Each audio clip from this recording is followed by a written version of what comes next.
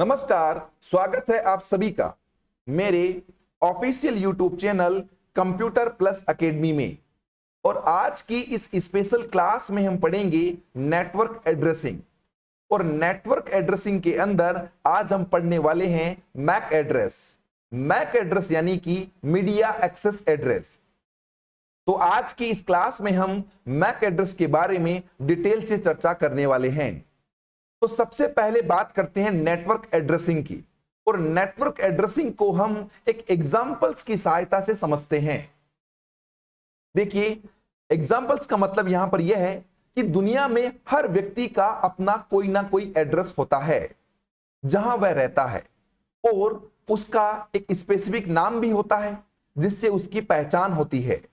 इसका मतलब यह हुआ कि दुनिया में हर व्यक्ति के दो एड्रेस होते हैं, एक तो उसकी पहचान यानी उसका नाम, और एक वह जहां रह रहा है वो उसका एड्रेस है। इसका मतलब यह हुआ कि हम बात करें यहां पर कंप्यूटर की बात करें तो नेटवर्क के अंदर कंप्यूटर के भी दो एड्रेस होते हैं। यानी किसी भी नेटवर्क डिवाइस के दो एड्रेस होते हैं, एक उसका स्पेसिफिक नाम यानी उसकी आइडेंटिटी होती है, दूसरा उसका क्या होता है, एड्रेस होता है। तो कंप्यूटर के अंदर भी दो टाइप के एड्रेस होते हैं। पहला एड्रेस होता है आपका मैक एड्रेस और दूसरा होता है आपका IP address. MAC address stand for media access control address और IP address stand for internet protocol address. अब हम बात करें यहां पर कि जब कंप्यूटर इंटरनेट से कनेक्ट होते हैं या कोई नेटवर्क डिवाइस इंटरनेट से कनेक्ट होता है, या हम यह भी कह सकते हैं कि किसी नेटवर्क से कनेक्ट होता है, तब आईपी एड्रेस की रिक्वायरमेंट पड़ती है। तो आईपी एड्रेस की जरूरत तब पड़ती है जब कोई कंप्यूटर किसी इंटरनेट से या किसी नेटवर्क की रेंज में आता है, तब नीड होती है किसकी, आईपी एड्रेस की। दूसरी बात करें कि प्रत्येक कंप्यूटर की अपनी एक आइडेंटिटी है जिसे हम उसे मैक एड्रेस के नाम से जानते हैं। यानी वो आइडेंटिटी है, वो नेवर चेंज, वो कभी चेंज नहीं होती है। इसका मतलब यह हुआ कि जब हम बात करें दोनों के बीच में डिफरेंस की, कि क्या डिफरेंस होता है इन दोनों के बीच में, मैक एड्रेस में और आईपी एड्रेस के बीच में डिफरेंस क्या होता है, इन डिफरेंस को हम समझते हैं। तो देखिए यहां पर डिफरेंस की बात करें तो मैक एड्रेस का मतलब होता है name of the person. Name of the person is called MAC address and location of the person is called IP address. अब इनके डिफरेंस को एग्जांपल्स की सहायता से समझते हैं कि मान लो कोई व्यक्ति है, उस व्यक्ति का नाम वो मैक एड्रेस कहलाता है। और जनरली आमतौर पर कोई भी व्यक्ति अपने नाम को आसानी से बदलता नहीं है, मतलब वो नाम कभी चेंज नहीं करता है। बहुत ही रेयर केस में क्या करता है, अपने नाम को बदलता है।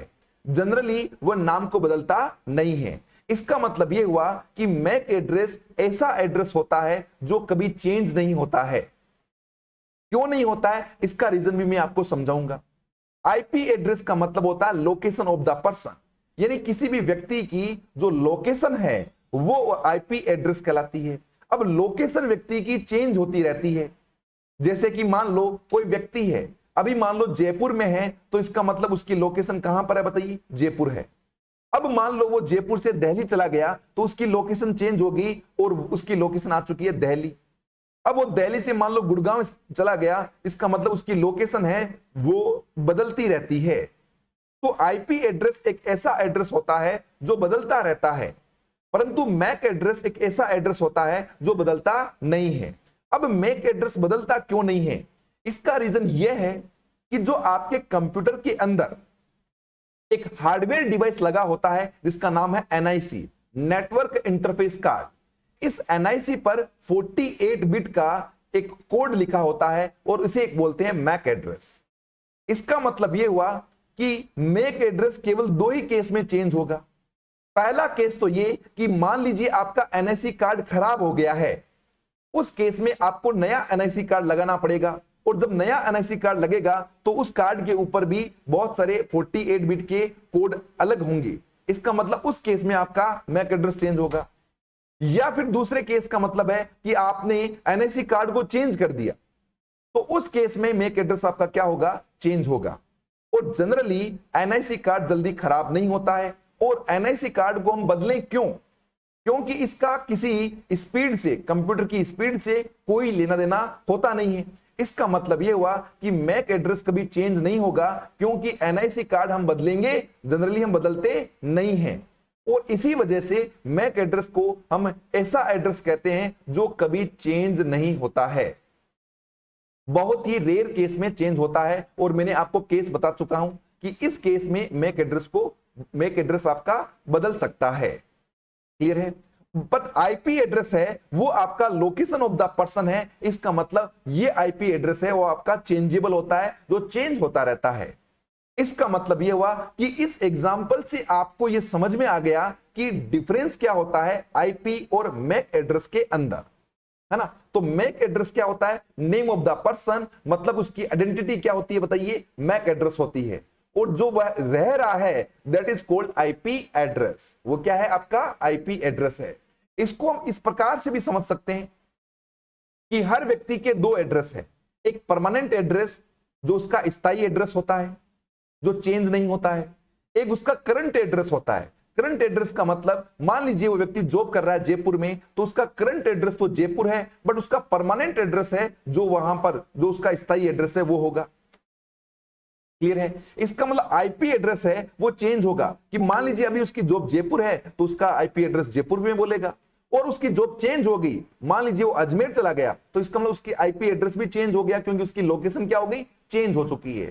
तो इस एग्जांपल से भी हम मैक एड्रेस और आईपी एड्रेस को समझ सकते हैं। अब हम आगे बात करें कि जो आईपी एड्रेस है वो आईपी एड्रेस कौन काम में लेता है? तो राउटर्स होता है वो आईपी एड्रेस पर काम करता है। राउटर जो कि नेटवर्क लेयर का डिवाइस है ना, और ये आईपी एड्रेस पर काम करता है। इसका मतलब राउटर नीड आईपी एड्रेस। अब हम बात करें यहां पर मैक एड्रेस की, कि मैक एड्रेस को कौन सा डिवाइस यूज करता है? तो मैक एड्रेस को यूज करता है स्विच, जो कि डेटा लिंक लेयर पर काम करता है। मतलब मैक एड्रेस होता है वो डेटा लिंक लेयर पर यूज होता है, और आईपी एड्रेस होता है वो आपका नेटवर्क लेयर पर यूज होता है। अब हम बात करें इन तीनों के बीच में अंतर समझते हैं, तो अंतर हम समझेंगे कि जो भी आपके नेटवर्क के अंदर कंप्यूटर होते हैं वो सभी के सभी कंप्यूटर स्विच से कनेक्ट होते हैं। इसका मतलब यह हुआ कि पहले नीड पड़ती है किसकी? मैक एड्रेस की, क्योंकि कंप्यूटर को जोड़ने के लिए नीड किसकी पड़ेगी? मैक एड्रेस की पड़ेगी, है ना, स्विच की पड़ेगी। और स्विच किस पर काम करता है? स्विच आपका मैक एड्रेस पर काम करता है। क्लियर है? उसके बाद में स्विच है वो राउटर से कनेक्ट होता है, और राउटर काम करता है किस पर? आईपी एड्रेस पर। और राउटर की सहायता से डेटा को पैकेट के रूप में इंटरनेट पर भेजा जाता है। तो ये इसके बीच में क्या है? एक बेसिक सा आर्किटेक्चर है। क्लियर है? अब हम बात करें यहां पर कि आपके कंप्यूटर में एनआईसी कार्ड का जो एड्रेस है मैक एड्रेस, उसका पता कैसे करें कि वो एड्रेस क्या है? उसका अगर आपको पता करना है तो उसके लिए आपको सबसे पहले Windows+R बटन प्रेस करना पड़ेगा, जिससे कमांड प्रॉम्प्ट ओपन होगी। और उसके बाद में कमांड प्रॉम्प्ट ओपन होने के बाद में आपको लिखना पड़ेगा get MAC. Get MAC command आप लिखेंगे तो आपके कंप्यूटर में जितने भी मैक एड्रेस है वो सभी के सभी मैक एड्रेस डिस्प्ले हो जाएंगे।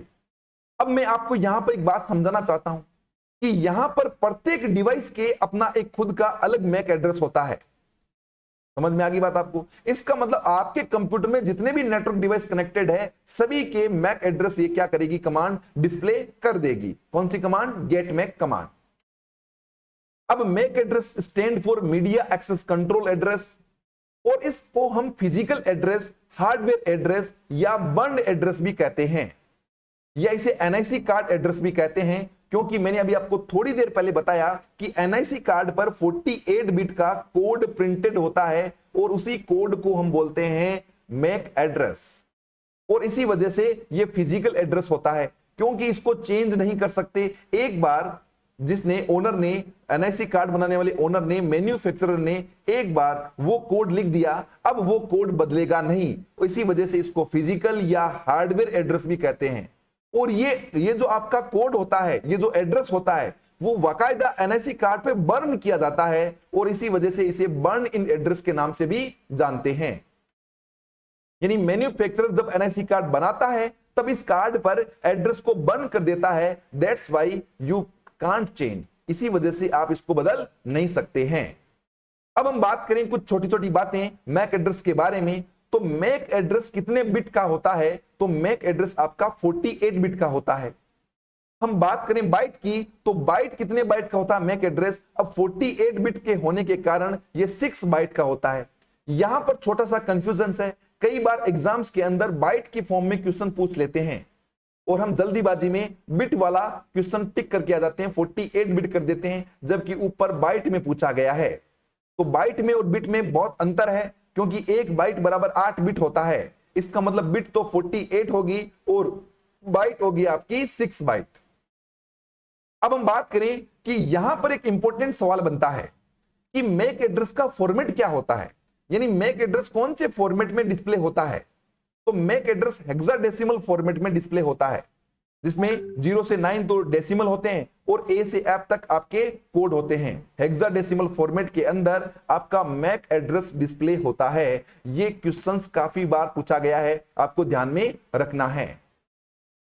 अब कौन से नेटवर्किंग डिवाइसेस को मैक एड्रेस काम में लेता है? तो स्विच और ब्रिज को ये काम में लेता है मैक एड्रेस। डेटा किस फॉर्मेट में ट्रेवल करता है? तो मैक एड्रेस में डेटा है वो फ्रेम्स की फॉर्मेट में ट्रेवल करता है, क्योंकि आपकी जो ये डेटा लिंक लेयर पर आपका यूज होता है आपका स्विच और ब्रिज डेटा लिंक लेयर पर यूज होता है, और डेटा लिंक लेयर पर ही पीडीओ आपका है वो फ्रेम होता है। क्या होता है आपका? फ्रेम्स। क्लियर है?